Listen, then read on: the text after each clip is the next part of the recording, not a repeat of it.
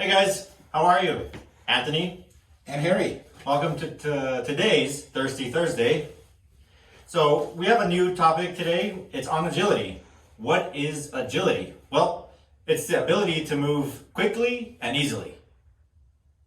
Right? Okay, yep. So can you move quickly and easily? That sounds simple, but agility training and stuff like that, that's kind of tough. Definitely more of, in my opinion, not a novice skill, maybe like a medium type, higher level skill to learn. One thing that comes with agility is learning how to coordinate your body. If you've never done anything like that, nothing fast paced or agility training, as we say, your body has a hard time moving through that, and coordinating your limbs is a little bit clumsy. So it definitely takes training to kind of refine those movements. For example, an extreme example is if you just take a D1 football player, for example, or a D1 college player, for example, just throwing that out there. When you watch them play, how they move their body, for example, a wide receiver running a route, right? It's not easy running fast, hitting the ground, putting your foot down, cutting and turning, spinning, and jumping in the air and catching the ball. Those are agility maneuvers. Those are things that take work. And it's really a combination of different things that you need. Obviously, you need a certain amount of mobility, you need flexibility, you need a certain amount of strength, but you need to be able to combine all of those with coordination, with balance, and really apply that into a functional movement.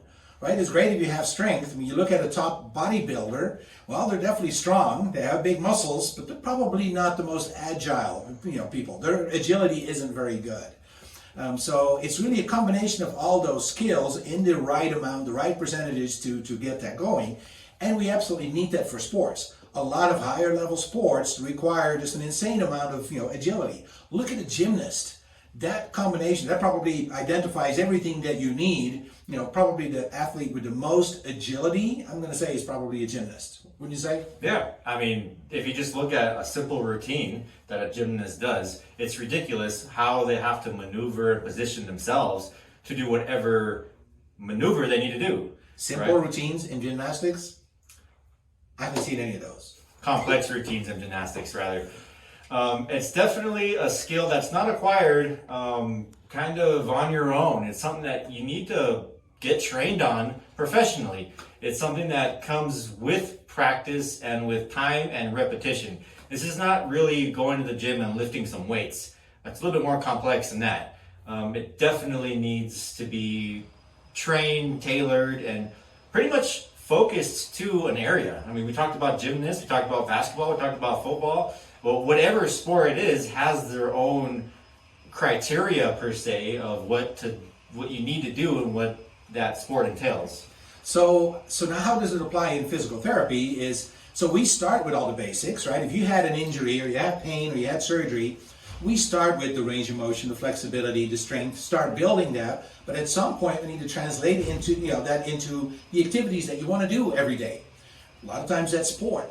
So we start then taking somebody from those simple, exercises, leg lifts or whatever it is, and then start applying that into faster, more coordinated movements that you can really later on apply to your sport or the activity that you want to do. Now you may think, is that only for athletes? Maybe I'm not an athlete. No, really, everybody needs agility, right? It takes a certain amount of agility to step down a curb and not fall on your face. So really agility applies to everybody. It's just at different levels, right? I don't need the same agility as a top D1 receiver needs because I don't do those kind of activities, but I still need to have the agility to be able to move around and not hurt myself. And that's why definitely agility training can be very important in trying to prevent injuries, right? Right, exactly, yeah. So there are different levels, there are different ways we can train that, and by all means, I mean, if you feel that you might not be agile enough, if you feel that, you might need some help with this kind of coordinating, normal movement type activities, give us a call, let us know. And we'd be able to help you and train you as we need to. Yep, and we can do that for any level activities. We've done NFL players, college athletes. Older adults. Yep. Anything. Little kids, high school, college, or middle school. I forgot middle school. Yeah, so across the board, if you need us, let us know. Come see us. See you next week.